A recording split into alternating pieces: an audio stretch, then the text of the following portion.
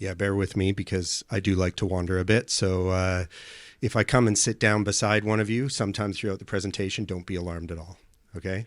I also want to say before we start here that, you know, it was a great introduction by the team, but if you look at the people we have in the room here, you know, Jason, Lan, the team that are here, they've been absolutely instrumental in making sure that we can get down this journey and get to where we are. And, you know, without the amazing technical expertise like we've had in our company, it's where we are today wouldn't have been possible.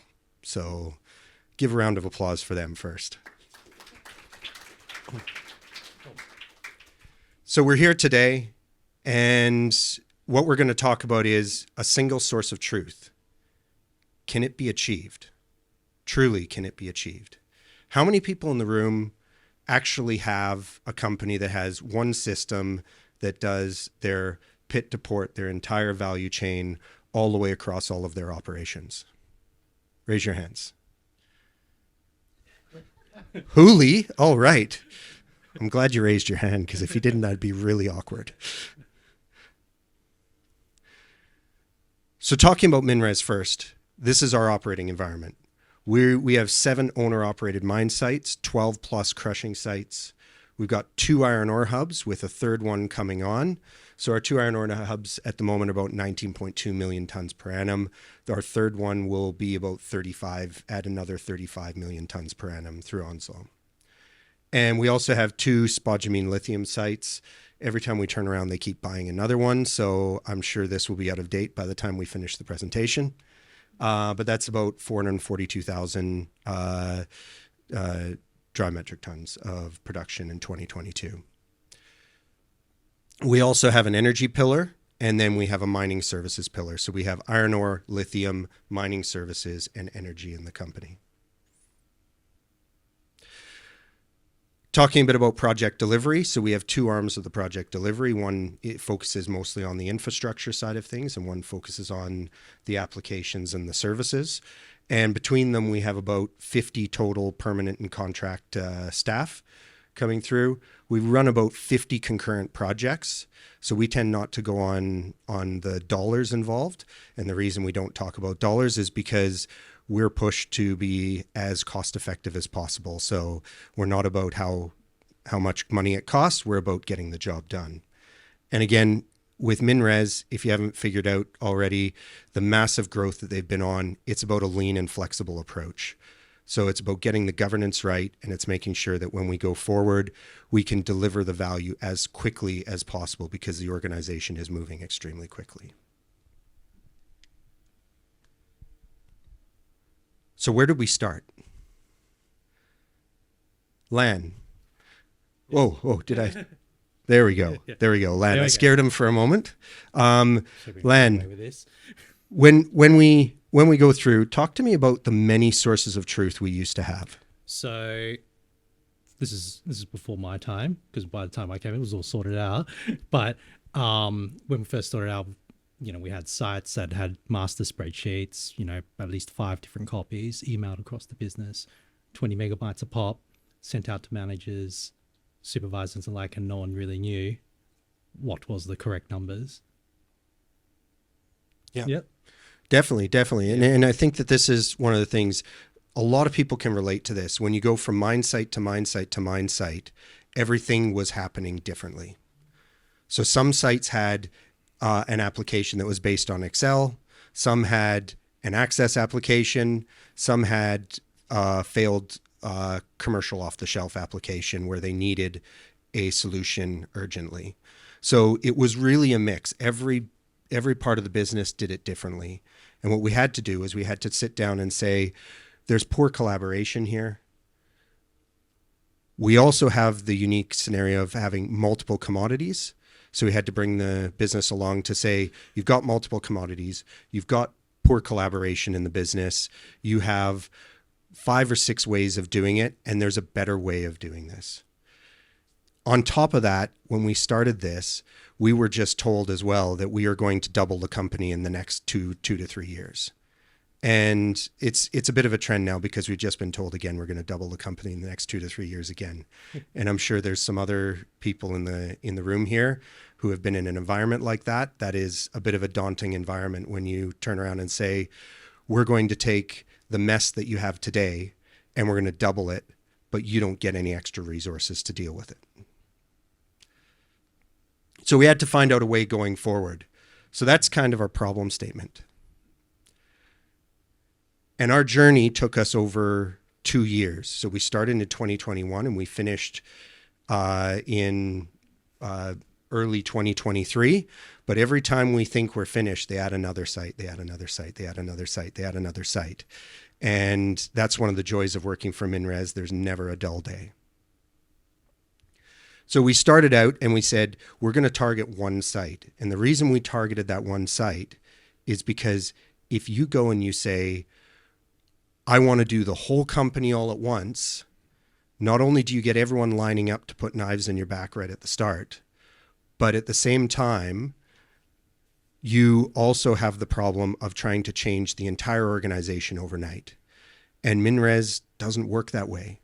They need short, sharp implementations and projects because to see the value coming out consistently over time. So what we did was we broke it up. We said, we're going to go Cooley first. Then we're going to go out to Carina, which is a satellite part of Cooley.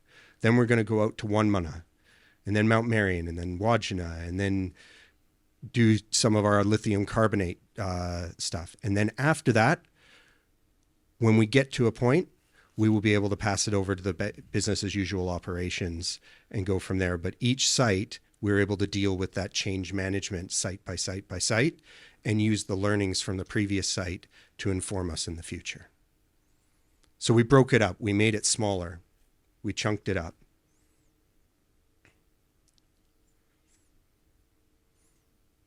But the biggest question is, why did we choose MineMarket? Because there's lots of packages out there. You can build it on your own. You have to go through build versus buy. Why would we choose MineMarket? Well, first off, if I haven't already called out, we have some amazing expertise in the room of people who had used it in the past, knew how to use it. There was a lower barrier to entry as we went in. We had really, really capable internal staff. And when we did it, we were also able to set up with Datamine the ability to say, when we use that experience, we went and we got certification at the end for support. And we were able to use our internal staff to deliver a lot of these projects, which allowed us to be a bit more nimble when someone comes and says, you have 3 weeks to set up a mine site, get going. Right? And that's actually happened, by the way. Our Wonmunna mine at Huli, was it 3 weeks start to end? We were given 3 weeks notice.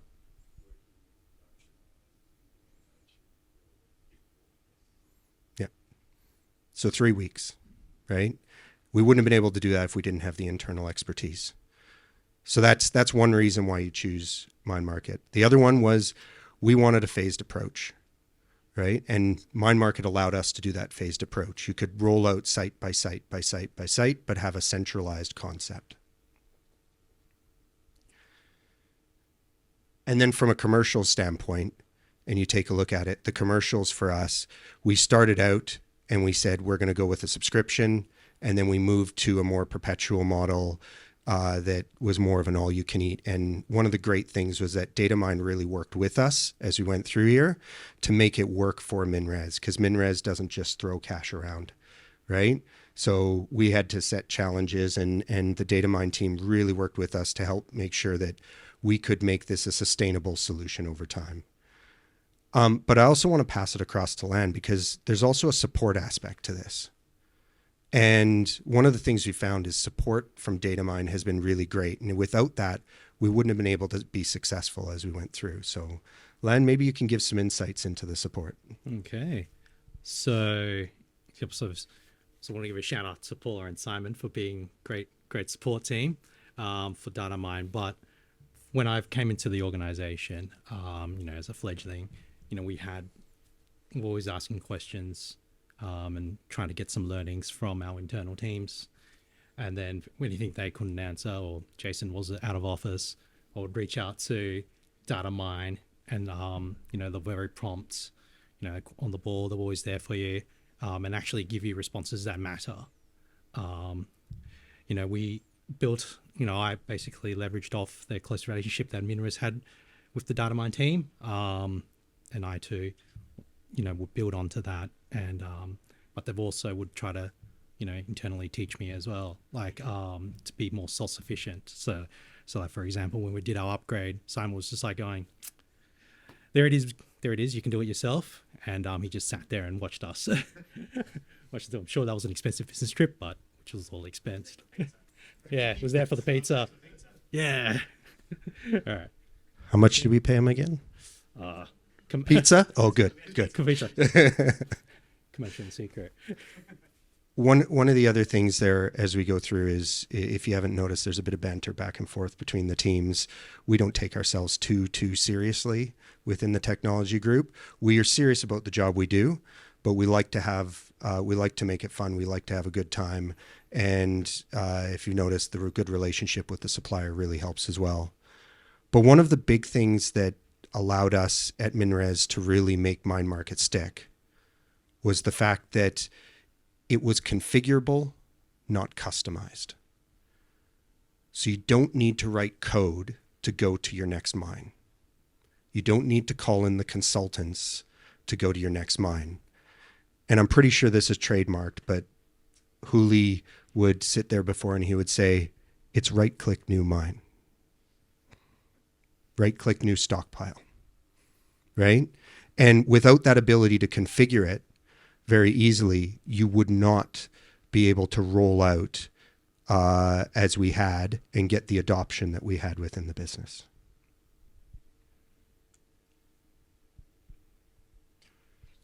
So here's the boring part where I come in and I say, well, what did this actually do for us, right? All the technical mining people, all the hoolies and everyone say, Cole, go away. Stop talking about this. Just leave MineMarket with me. But I'm the killjoy that comes in and does this stuff. So when we take a look at where were we before, we targeted at the start, we wanted increased visibility of our value chain. We wanted to increase quality of our inventory and movement data. And we wanted a single source of truth. And lastly, we wanted to improve our approval time frames within the business. So where did we start out? Well, if you look at the visibility, having knowledge of the production in progress, we were only able to accurately measure, most of the time we weren't, but maybe about probably 10% of the time we're able to accurately measure it. And it was only available to those in email. So unless you received the email, you had no idea what was going on. And that meant a lot of our senior management didn't get any visibility into what was happening on the sites that they were running unless they got that email. Once we put in MineMarket, we had many users that were actually able to directly access the data. We now have integrated production planning reports that go through Power BI out to the executive, and they're looking at these constantly to see how their operations are running. And then we also got increased momentum for change because of the fact that, you had a wider audience. People could now see the data. It was now visible to them. It was transparent to them. If we look at the quality, before we had no guardrails or very few guardrails in the business. It was days to get data. Once we put in MineMarket, the consistency, the quality improved right away because it couldn't actually put the data in or upload it unless it actually aligned. We now had audible, traceable records, and we had very low latency. So for example, 15 to 30 minutes, and that data is in our data platform in Power BI and out to the business. When you talk about a single source of truth, MineMarket, as we're here today, it is our sole source of truth. And Power BI helps to maintain that going forward. But one of the things for the business and the management was before they had 5 days for approval, but they had really low confidence in the data they were actually approving. Because what would happen is someone would say, oh, we didn't make our targets today, so I'm just going to change it in this Excel spreadsheet, make it look just a little bit better, right?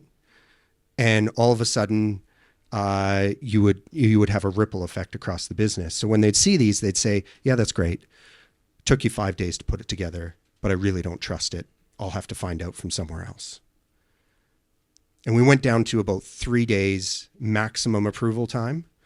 And now everyone trusts the data that they see coming out of the business, to the point where now they're starting to interrogate it to say there's discrepancies between this point and this point, and what are the remediations we now need to take to try to fix that. They're not questioning the data anymore. They're questioning how can we improve our operations. All right. So now's the technical part.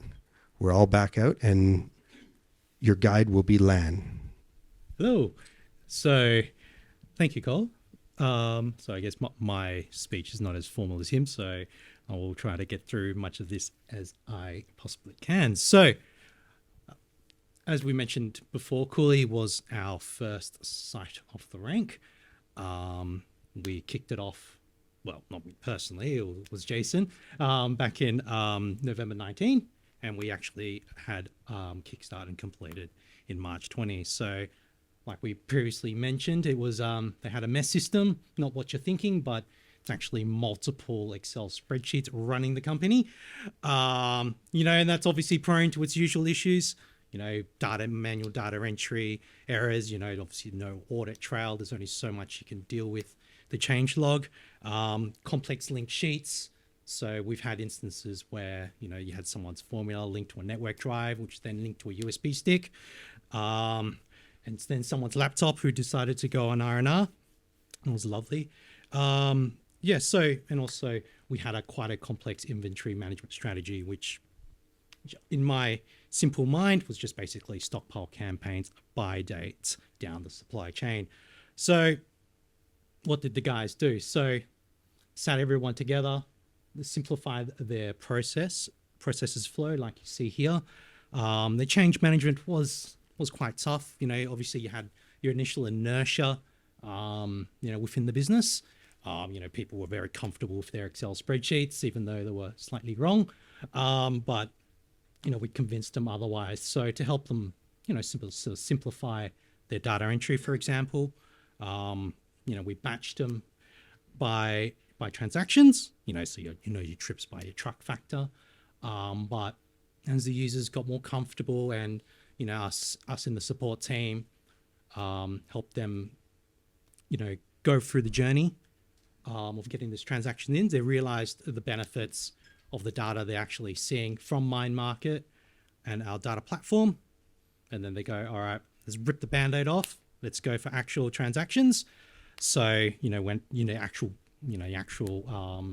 weight, standard analysis, for more granular analysis.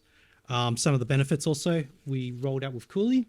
We integrated the contributors, and that's, quite simple. Right click, new contributor, add in your fields in, wait for the downstream for a couple of months. No, just joking.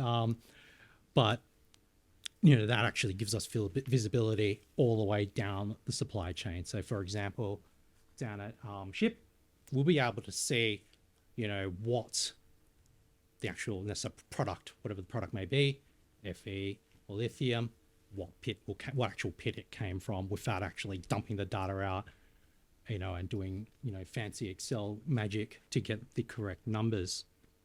All right.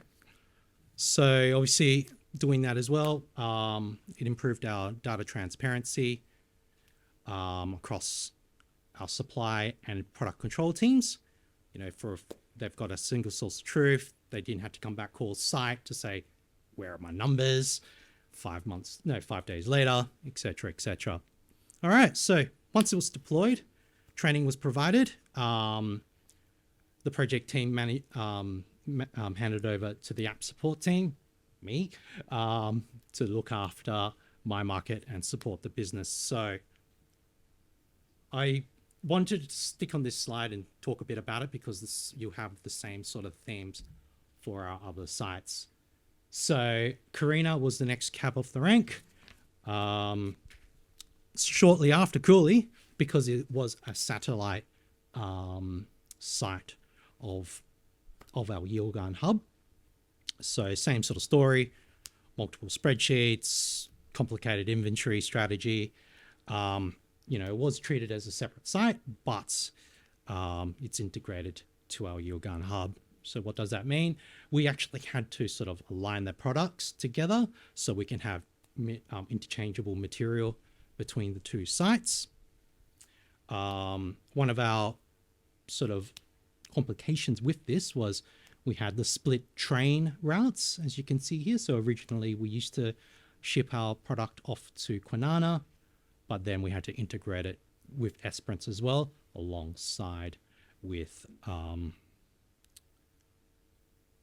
Cooley, right? And then obviously complete here. This is our complete workflow.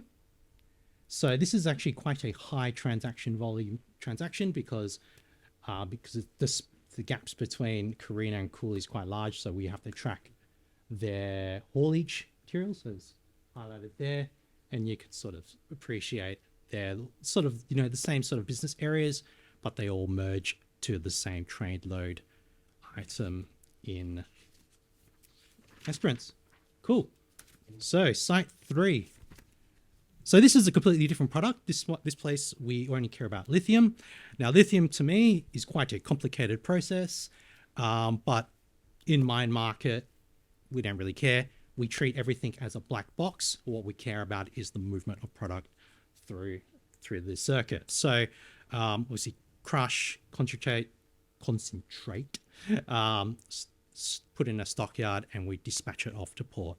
Okay, so in this instance here, we have our road trains off to Esperance. So quite a high volume. It's a lower volume than iron ore, but still quite a lot for me to handle. At Mount Marion, we retired the COTS. So it's just a commercial off-the-shelf product. But in saying that though, we had system-oriented site users as well that appreciated, the need for an inventory management system. So they were quite on board, and it was quite a smooth transition. Okay. Whoops. Sorry, Cole.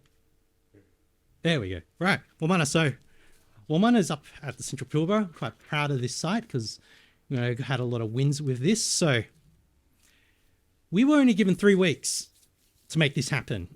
Pretty much Cole got the call from the general manager saying, you need to get this done in 3 weeks. Obviously he panicked and he got all the experts in. Right. So we had very enthusiastic site champions. We had some staff transitions in, but they by now we know they were quite veterans and experts in MineMarket. So the state of inertia was very low compared to another site we will get into shortly. And the staff actually in Womana are source system minded as well. They actually embrace the product and always were looking for continuous improvement with MineMarket and their reporting. So when we initially rolled out, what we can sort of see there with the road train to Utah Point, they just batched their transactions initially, realized, no, that doesn't work for us. We want to see, differences in time from our trucks from site to port, etc. So we migrated it over to the truck dispatchers model. And then the guys inside as well, they're quite Power BI savvy. So now they're actually creating their own reports and analyses to centralize their reporting for Womana and actually distribute it out to whoever wants to read it. So, GEOs, tech services, management, corporate, me, all that kind of stuff. And I think to highlight to that as well, when they say very high road train transaction movements, you're talking about 8,500 movements a month, right? 8,500 movements of road trains from that one site a month. So you're not talking about a small volume of movements. You're talking about a really, really large volume of movements. Yep. And other things just to finish off with Womana. This is actually our first site we implemented C-Class with, and we actually have successfully deployed it. And actually, we have integrated the C-Class information into MineMarket as well to help reduce the amount of data entry by our end users. And as well, we got, automation for load, run, cube for those said road trains. Now with Iron Valley, it's the wrong sort of layout, but with our Iron Valley site, this is this bottom bit is our process flow. So, unfortunately, all the details are on the slide here. So with Iron Valley, we actually had a very high level of inertia on this site. Why? Because I actually had a tool, pre-existing tool, which was on the back end of an Access database. It was a custom application. It worked for them, but they appreciated the fact that it was getting slower and slower and, needed a set of change. So once again, it actually had quite a high volume road trains, but because of that distrust between MineMarket and their original application, they were double entering both systems until they realized MineMarket was working for them, as we integrated it through and deployed, and then they just basically ripped the Band-Aid off and ran with it. So it was really good. So yeah, I think Iron Ore was blending, so that's cool. And then this is just to show our, distributed network up in Central Pilbara. We're showing how it all integrates together. And basically the 8,000 trucks per month, just for one month alone, will all go into either our Utah Point or Port Hedland stockyard. Cool. Last but not least is a Wodgina. So this was a greenfield stand-up, which we finished implementation on September 22. So these guys here were very much Excel heads. They wanted to do everything in Excel, but we had to sort of argue the fact for the benefits of MineMarket, and we leveraged off our previous success stories with all the other sites to get them across the line. So, for example, we argued for grade control, all that, all the automatic calculation downstream. Try to reduce your need for Excel spreadsheets because they don't work. However, some of the learnings we took from that, due to the complexity of this, we split into half. So we have mining going from up the concentrator that way, and we've got processing taking care of everything downstream plus shipment. And one thing I would like to, sort of convey is this little corner here. This was a contract for our, CSI business, how they were basically maintaining, they were actually sort of preparing the Telstra Hill for our second stage in Wodgina. When I was told by product control, you need to spin this up within the week, I did that within a day and then just basically pad out the week. Twirling my funds saying, I'm working on it. But I like to appreciate the fact that it was very easy for me to spin a completely new entity up. Lan, does that mean next time I can cut it down from a week to a day? Half day? No. And then we treat it as a separate entity, and then we've actually just joined a simple transaction up from the separate entity into the ROM to actually flow that ore in. So that's actually really cool. All right. Whoop, it's back to you, Cole. Okay, so when we come through here, everyone's going to be interested in performance against plan reporting. It doesn't make any sense just to capture your actuals if you're not actually looking at what's your plan, what's your actuals, what's your performance against plan. Because that's where the real value is going to be extracted out of this. So what I want everyone to take away from this is we have a bunch of different production platforms that are there, including LIMS, which is rolling out a C-Class. We've got our med accounting, our downtime accounting, our fleet management systems, legal for trade loaders, and reams more that come in. Those are all coming through a common integration platform, and then they're going into MineMarket. Now, MineMarket has been stabilized and live across all of MinRes' operations. This is where This is where we will then feed that in through to our value chain actuals and our production model. And that's part of, you'll hear a bit about that from the ETP group later today. I don't see Kirky in the room. He's not jumping up and down. So we'll see that later. And then that goes through up into our data platform and down into Power BI for additional reporting. Okay. So again, it's a shared service maintained by IT. It's about Industry 4.0 standards, and it's about the fact that the business can self-serve themselves with the data. We provide the data, they can consume it, make the reports that make necessary sense for them. And where are we going? So we've got to this point. Now we're looking to Onslow. Again, you're talking autonomous road trains. You're talking 35 million tons per annum. You're talking unique pit-to-port infrastructure solutions that haven't really been done before. So that's going to play into this, the future of this, and we're actually planning this at the moment. We're in the midst of an enterprise LIMS rollout, so we've chosen C-Class for that.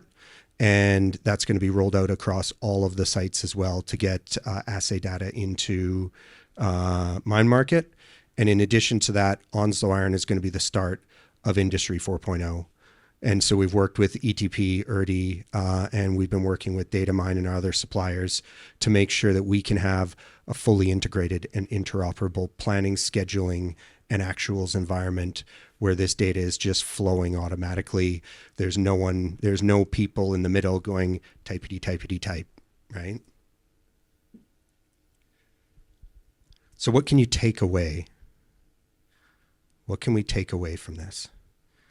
First of all, have a great relationship with your supplier. If you don't work to build that great relationship with your supplier, you're not going to get the same result as if you do work to build that relationship. So it's a win-win scenario. Focus on building that relationship. Great. Do you want me to say the next bit? You can say the next bit. Oh, really? Oh, man, I didn't prepare for this. No, so obviously we have a phased approach. It's very important. Don't go for a big bang approach. It doesn't work. We found that for us, engaging our stakeholders site by site actually worked great. One of the ones here, it's critical to actually have a flexible solution with a way of rolling it out in an agile fashion, right? So if I sit down over here, and I'm going to pick on you, Graham, for a moment. How do you create a new mine I don't think in MineMarket? How do you do that? Well, by the sound of it, you've already got it set up. And you're literally replicating it. Right-click new mine. Yep. Right-click new mine. There we go. He's a quick study, isn't he? Thank you very much, Graham. Yeah. So initially, it was a lot of manual entry. Now, since that point, they've started to integrate certain parts of it with our third-party suppliers who do some of our haulage. So we have an internal haulage group who do our road train haulage, and then we have external suppliers as well that help do some of those. So, for example, getting the dockets at the Wonmunna and Iron Valley side of thing, the Central Pilbara side. Yep, and then when it gets to port as well, getting those dockets and reconciling those dockets and feeding that information directly into MineMarket. That's how they've tried to do that, right? By no means is it perfect. And we're on that journey to make sure we can get rid of the need for someone to enter in 8,500 movements a month, because it's a huge, huge volume, right? And in addition to this, it's also, as we said, select for the responsive service, right? Anytime we had problems, right? We didn't have those issues of sitting there waiting 2-3 weeks for someone to get back to us. Someone was always coming right back to us. Lan? Correct. Yep. All right. So, a single source of truth. Can it be achieved? Yes, it can. And we got Bob the Builder there, and you'll realize why in a second, because our esteemed Jason Houlihan decided we'd have a bit of fun with this. And he asked ChatGPT to write an ode to MineMarket and to Datamine. And it came up with this. It's actually not too bad. Now, he hasn't trademarked it yet. He hasn't copyrighted it. He has not put it into Bob the Builder song. So if you actually put this to Bob the Builder, it would actually align with the Bob the Builder song. So, and then there's another slide as well. So when you come through here, this is just a little bit of fun that we had as we were going through this through the presentation here, and a little way that you can use ChatGPT to help you out with creating a little bit of fun in your organization. And that's about it. Good.